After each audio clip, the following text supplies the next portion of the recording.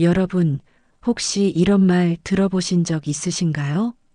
60대면 그래도 1,000만 원쯤은 손에 쥐고 계시겠지. 그런데 놀랍게도 우리 주변의 많은 분들이 통장에 1,000만 원조차 남아있지 않은 채로 노후를 맞이하고 계십니다. 열심히 살아왔는데 왜 이렇게 된 걸까요?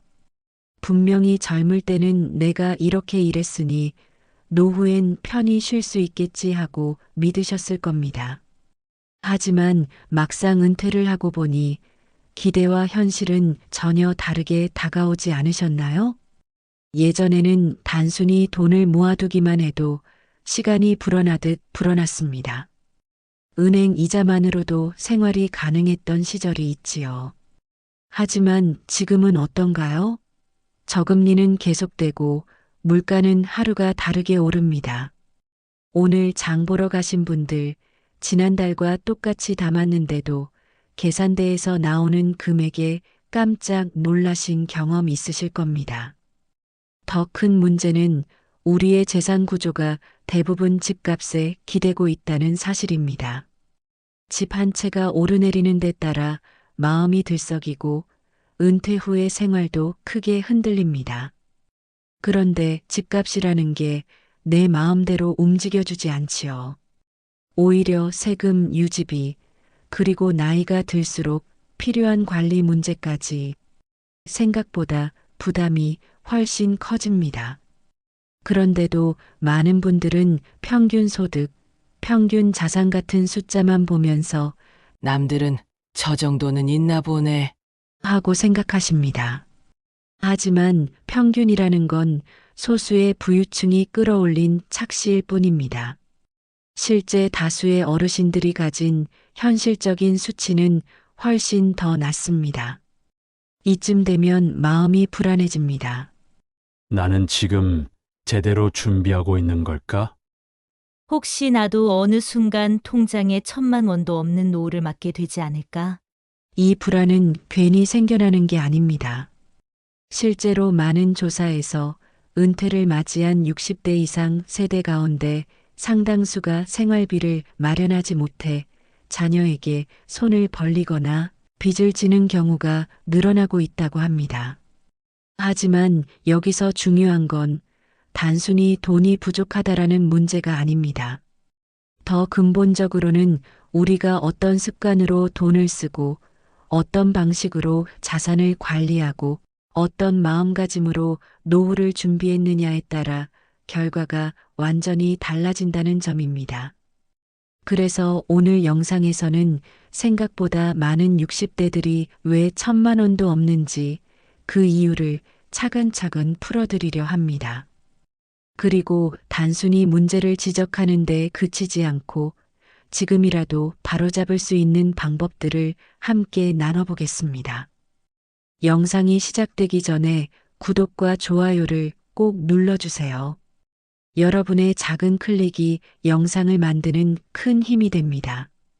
그렇다면 이제 본격적으로 많은 어르신들이 빠지는 첫 번째 함정, 바로 재무와 투자 습관에 대해 이야기해 보겠습니다. 은퇴 직후 많은 분들이 가장 먼저 손에 쥐게 되는 돈이 있습니다. 바로 퇴직금과 노후 자금이지요.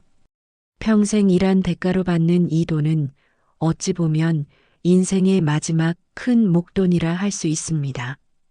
그런데 문제는 이 돈을 어떻게 굴리느냐에 따라 남은 삶의 안정이 좌우된다는 사실입니다. 안타깝게도 실제 상담 현장에서 보면 많은 어르신들이 퇴직금을 받자마자 한두 번의 큰 실수를 하고 나서 괜히 손 댔다가 다 날렸다며 후회하는 경우가 많습니다.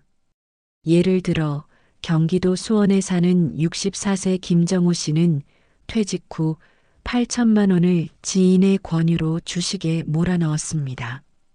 주변에서 요즘 이 종목으로 다 돈 벌었다는 말이 자꾸 들려왔던 것이죠. 하지만 몇 달도 지나지 않아 주가가 반토막이 났습니다. 김정우 씨는 인터뷰에서 이렇게 말씀하셨습니다. 퇴직금만큼은 지켜야 했는데 남들 다 한다는 말에 혹했어요. 이제는 자식 얼굴 보기도 부끄럽습니다. 반대로 부산 해운대에 사는 67세 박영자 씨는 퇴직금을 전부 은행 통장에만 넣어두셨습니다. 안전하게 지켜야 한다는 생각 때문이었죠. 하지만 저금리 시대에 물가는 빠르게 오르고 생활비는 해마다 늘었습니다. 박영자 씨는 이렇게 한숨을 쉬셨습니다. 안전한 것만 믿었는데 물가가 이렇게 오를 줄은 몰랐죠? 돈은 그대로인데 살림살이는 점점 줄어듭니다. 이 두 분의 이야기는 우리에게 분명한 교훈을 줍니다. 퇴직금은 한 번에 한쪽에 몰아넣는 게 가장 위험하다. 노후 자금은 반드시 안정적인 수단과 변동성 있는 수단을 균형 있게 나누어야 합니다. 달러, 금, 채권, 정기예금 같은 안전자산의 일정 부분을 두고 나머지는 본인이 이해할 수 있는 범위 안에서 조금씩 투자하는 방식이 현명합니다. 여기서 중요한 원칙이 하나 있습니다. 내가 이해하지 못하는 상품에는 절대 돈을 넣지 않는다. 실제로 대구 달서구에 사는 62세 이춘식 씨는 가까운 친구의 권유로 부동산 개발 투자에 참여했다가 큰 손실을 보았습니다. 처음에는 매달 이자가 나온다며 안심했지만 몇 년이 지나자 사업이 무너져 원금 대부분을 잃어버린 겁니다. 이춘식 씨는 후회 섞인 목소리로 이렇게 말했습니다. 친구 말이라 믿었는데 결국 돈도 잃고 친구도 잃었습니다. 두고두고 뼈 아픕니다. 이런 사례들이 보여주듯 은퇴 후의 자산 관리에서 가장 중요한 건 위험을 통제하는 습관입니다. 특히 새로운 도전이나 투자는 반드시 소액으로만 시작해야 합니다. 예를 들어 1,000만 원을 전부 투자하기보다는 50만 원 정도로 경험해보고 설령 실패하더라도 생활에 지장이 없도록 선을 그어두는 것이죠. 작은 실패는 오히려 나중에 큰 위기를 막아주는 학습비가 될 수 있습니다. 혹시 이렇게 생각하실 수도 있습니다. 나이 들어서 무슨 투자야. 그냥 아끼면서 살지. 절약은 물론 중요합니다. 하지만 물가가 오르고 의료비가 늘어나는 현실 속에서 단순히 아끼는 것만으로는 버티기 어렵습니다. 그렇기 때문에 안정과 수익을 균형 있게 가져가는 지혜가 필요합니다. 또 다른 반론도 있지요. 나는 배운 게 없어서 이런 거 공부하기가 어렵다. 맞습니다. 처음엔 낯선 금융 용어나 구조가 무섭게 느껴집니다. 하지만 꼭 전문가 수준이 될 필요는 없습니다. 내가 이해할 수 있는 단순한 상품부터 차근차근 선택하면 됩니다. 은행 정기예금, 국가보증채권, 달러 환전처럼 기본적이고 안정적인 상품만으로도 충분히 틀을 만들 수 있습니다. 결국 노년기의 재무 습관은 세 가지 원칙으로 정리할 수 있습니다. 첫째, 퇴직금은 한 번에 한쪽에 몰아넣지 않는다. 둘째, 이해하지 못하는 상품에는 절대 투자하지 않는다. 셋째, 실패는 반드시 작은 금액 안에서만 경험한다. 이 단순한 원칙만 지켜도 노후의 안전망은 훨씬 더 튼튼해질 수 있습니다. 돈을 어떻게 불릴까의 문제가 아니라 앞으로 남은 삶을 얼마나 안정적으로 지킬 수 있느냐의 문제라는 점을 꼭 기억해 두셔야 합니다. 그리고 이제 여기서 또 한 걸음 더 나아가야 합니다. 왜냐하면 아무리 자산을 잘 굴려도 결국 돈은 쓰는 방식에서 무너지기 때문입니다. 실제로 많은 어르신들이 노후 자금을 지키지 못하는 가장 큰 이유는 투자 실패보다도 소비 습관 때문입니다. 특히 은퇴 직후 찾아오는 보상 심리와 작은 돈은 아끼면서 큰 돈은 쉽게 쓰는 역설적인 소비 패턴이 가장 큰 함정으로 작용하지요. 바로 이 부분, 노년기의 지출 습관에서 흔히 빠지는 함정에 대해 이어서 살펴보겠습니다. 돈을 모으는 것도 중요하지만 사실 노후 재정을 무너뜨리는 가장 큰 이유는 투자 실패보다도 잘못된 지출 습관에 있는 경우가 많습니다. 은퇴 직후의 소비는 그 어느 때보다도 위험합니다. 오랫동안 일만 하며 참아왔던 마음이 터져나오기 때문이지요. 흔히 말하는 보상 심리입니다. 예를 들어 인천에 사는 65세 최상호 씨는 은퇴 후 첫 해 평생 해보고 싶었던 해외여행을 떠났습니다. 가족들에게 수고했으니 다 같이 즐기자 하며 수천만 원을 쓰셨지요. 여행 자체는 즐거웠습니다. 하지만 문제는 그 뒤부터였습니다. 생활비는 줄어드는데 지출 습관은 그대로 남아 있었던 겁니다. 최상호 씨는 인터뷰에서 이렇게 털어놓으셨습니다. 한 번은 괜찮겠지 했는데 쓰기 시작하니 멈추기가 어렵더라고요. 결국 통장 잔고를 보니 겁이 났습니다. 또 다른 흔한 함정은 작은 돈은 아끼면서도 큰 돈은 쉽게 쓰는 모순적인 소비입니다. 서울 강동구의 68세 오명희 씨는 마트에 가면 1,000원짜리 할인 쿠폰을 꼭 챙기고 전기세도 줄이려고 늘 불을 아끼셨습니다. 그런데 정작 자동차를 바꿀 땐 4천만 원이 넘는 신형 차량을 덜컥 구입해버리셨습니다.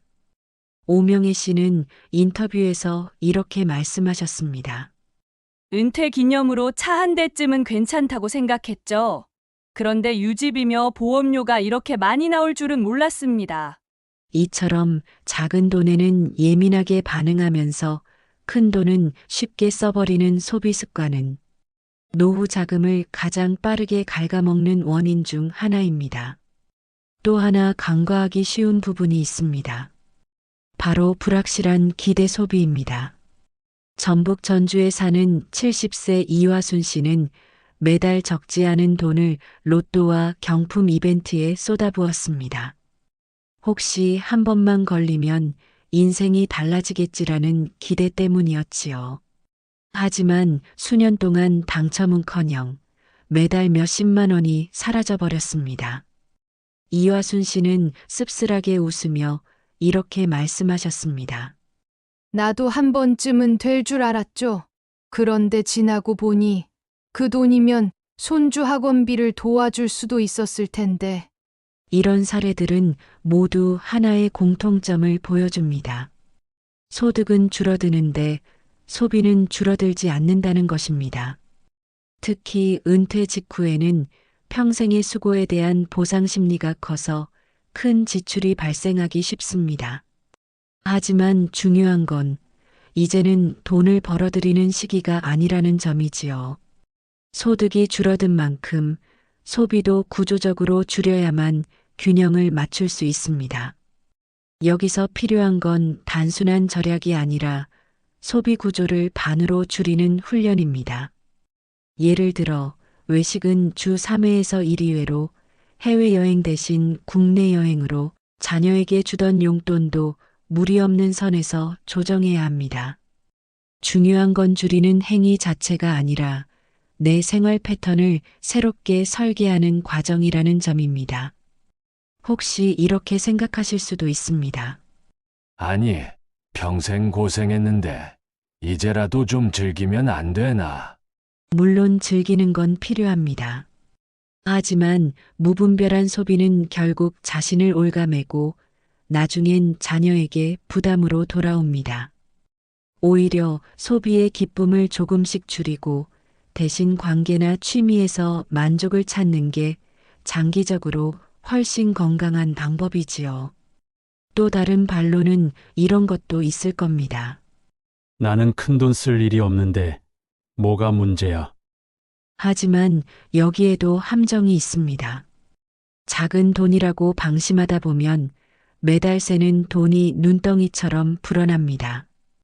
커피값, 배달비, 각종 구독 서비스 등으로 매달 수십만 원이 새어나가는 경우도 많습니다. 은퇴 후엔 이런 누수 지출을 반드시 점검해야 합니다. 결국 지출 습관의 함정을 벗어나려면 세 가지가 필요합니다. 첫째, 은퇴 직후의 보상 심리에 휘둘리지 않는다. 둘째, 작은 돈만 아끼지 말고 큰 지출을 먼저 줄인다. 셋째, 불확실한 기대 소비, 로또, 도박, 무리한 투자를 멈춘다. 이 세 가지만 지켜도 은퇴 직후의 자산 소모 속도는 크게 달라집니다. 그리고 무엇보다 중요한 건 돈을 어디에 쓰느냐가 결국 내 삶을 어떻게 살아가느냐와 직결된다는 점입니다. 소비 습관을 다스리는 건 단순히 지갑을 지키는 일이 아니라 내 삶을 지키는 일이기도 합니다. 자, 이제 여기서 또 하나의 큰 주제로 넘어가야 합니다. 돈을 모으고 쓰는 습관을 점검하는 것만으로는 충분하지 않습니다. 남은 자산을 어떻게 운영하고 생활비 구조를 어떻게 설계할지가 노후의 지속 가능성을 결정합니다. 그래서 지금부터는 노후 생활비와 자산 운영 전략에 대해 이야기해 보겠습니다. 많은 분들이 노후를 준비할 때 가장 크게 걱정하는 게 바로 생활비입니다. 한 달에 얼마면 될까? 내 돈으로 과연 버틸 수 있을까? 이 질문은 누구에게나 무겁습니다. 그런데 중요한 사실은 노후 생활비는 평생 일정하지 않다는 점입니다. 처음 은퇴한 직후에는 지출이 많습니다. 여행, 취미생활, 각종 모임으로 소비가 늘어나는 시기이지요. 하지만 나이가 들수록 활동량은 줄어들고 자연스럽게 생활비도 조금씩 감소하는 경향이 있습니다. 문제는 그 과정에서 예상치 못한 큰 돈이 불쑥 튀어나온다는 겁니다. 바로 의료비와 주거비입니다. 광주에 사는 70세 장순덕 씨는 은퇴 직후 넉넉히 준비했다고 생각했지만 예상치 못한 의료비 앞에 무너졌습니다. 평생 건강하다고 생각했는데 무릎 수술과 치과 치료가 겹치자 1년 사이에 수천만 원이 빠져나갔습니다. 장순덕 씨는 이렇게 말씀하셨습니다. 먹고 쓰는 건 줄이면 되는데 건강은 줄일 수가 없더라고요. 병원비 앞에선 돈이 너무 쉽게 무너집니다. 또 다른 사례도 있습니다. 경남 진주에 사는 72세 이만호 씨는 은퇴 후에도 자녀들을 돕느라 생활이 빠듯했습니다. 집도 크게 유지하면서 손주들 교육비까지 보태주다 보니 정작 본인 부부의 생활비가 부족해졌습니다. 이만호 씨는 씁쓸하게 털어놓으셨습니다. 내가 먼저 무너지면 결국 자식에게도 짐이 된다는 걸 이제야 깨달았어요. 도와주고 싶어도 선을 정해두는 게 필요합니다. 이처럼 노후 생활비의 핵심은 줄이는 것과 지키는 것에 있습니다. 먼저 주거 문제를 단순화하면 생활비가 크게 줄어듭니다. 큰 집에서 작은 집으로 옮기거나 불필요한 방을 정리하면 관리비, 전기세, 난방비까지 모두 가벼워집니다. 요즘은 역세권의 작은 아파트나 임대주택을 활용해 생활비를 절감하는 분들도 늘어나고 있습니다. 또한 자녀 지원은 반드시 선을 정해야 합니다. 물론 부모 마음으로 도와주고 싶은 건 당연합니다. 하지만 내 노후가 흔들리면 결국 자녀에게 더 큰 부담이 됩니다. 부모가 안정적으로 서 있어야 자녀도 안심하고 자기 삶을 살아갈 수 있습니다. 그렇다면 구체적으로 어떤 자산 운영 전략이 필요할까요? 첫째, 연금저축보험을 균형 있게 활용하는 것입니다. 국민연금이 기본적인 생활비를 받쳐주고 개인연금이나 저축이 그 위를 채워줍니다. 여기에 의료비를 대비한 실손보험, 장기 요양보험 등을 준비해두면 큰 위험을 막을 수 있습니다. 둘째, 불필요한 대출은 최소화해야 합니다. 은퇴 후에도 대출을 안고 있으면 매달 나가는 이자가 생활비를 갉아먹습니다.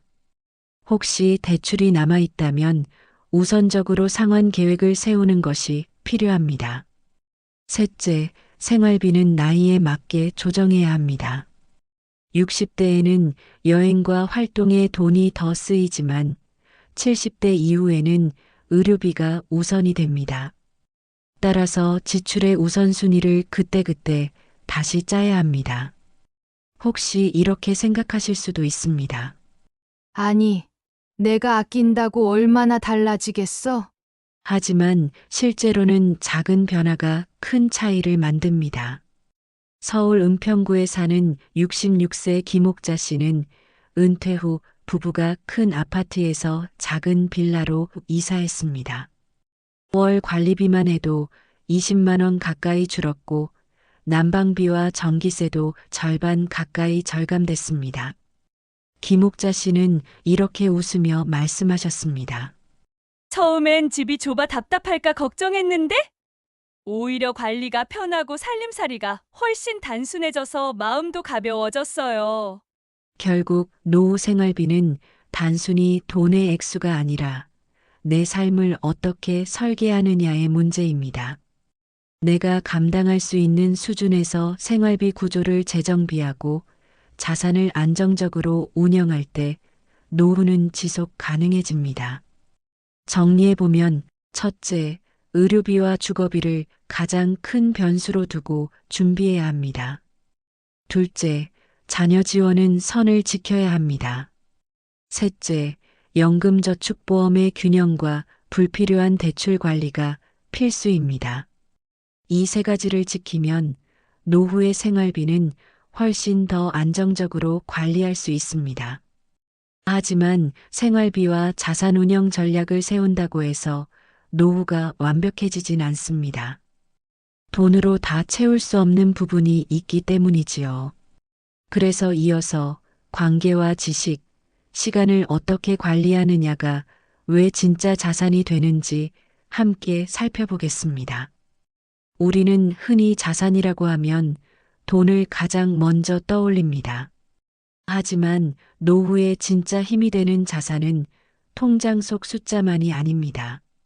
사람과의 관계, 새로운 지식을 배우려는 태도, 그리고 시간을 어떻게 쓰느냐. 이 세 가지 보이지 않는 자산이 오히려 돈보다 더 큰 힘을 발휘합니다. 먼저 관계 자산입니다. 혼자 밥을 먹고 혼자 살아가는 건 돈이 아무리 많아도 허무합니다. 반대로 좋은 관계는 실제 생활비까지 줄여주는 효과가 있습니다. 경남 창원에 사는 71세 박기영 씨는 은퇴 후 아내와 단둘이 살다 보니 식비가 많이 들었습니다. 그러던 중 동네 친구들과 공동 장보기를 시작했습니다. 함께 차를 내고 대량으로 식재료를 사서 나누다 보니 생활비가 크게 줄었습니다. 박기영 씨는 이렇게 웃으며 말했습니다. 혼자 살 땐 식비가 너무 많이 나갔는데 친구들과 나누니 반으로 줄었어요. 돈보다 더 큰 자산은 결국 사람이더군요. 관계가 있으면 외로움도 줄고 돈도 절약됩니다. 결국 사람은 노후의 가장 든든한 보험입니다. 다음은 지식과 정보 자산입니다. 돈은 아는 만큼 지켜지고 아는 만큼 불어납니다. 특히 노후에는 국가와 지자체에서 주는 혜택이 많지만 모르면 못 받습니다. 서울 종로에 사는 68세 이정자 씨는 복지관에서 열린 재무교육에 참여했다가 주택연금 제도를 알게 됐습니다. 덕분에 매달 안정적인 현금 흐름을 확보하게 되었지요. 이정자 씨는 이렇게 말했습니다. 몰랐으면 그냥 집만 붙잡고 있었을 텐데. 배운 덕분에 매달 용돈 같은 돈이 들어와요. 이제는 한결 마음이 놓입니다. 이처럼 작은 지식 하나가 수백만 원의 가치를 만들어냅니다. 모르면 손해보고 알면 득을 보는 시대. 나이 들어서도 배우려는 태도가 결국 돈이 되는 겁니다. 마지막은 시간 자산입니다. 노후에 시간이 많다고 다 좋은 건 아닙니다. 그 시간을 어떻게 쓰느냐에 따라 돈의 흐름이 달라집니다. 시간을 허무하게 보내면 결국 소비로 메꾸게 됩니다.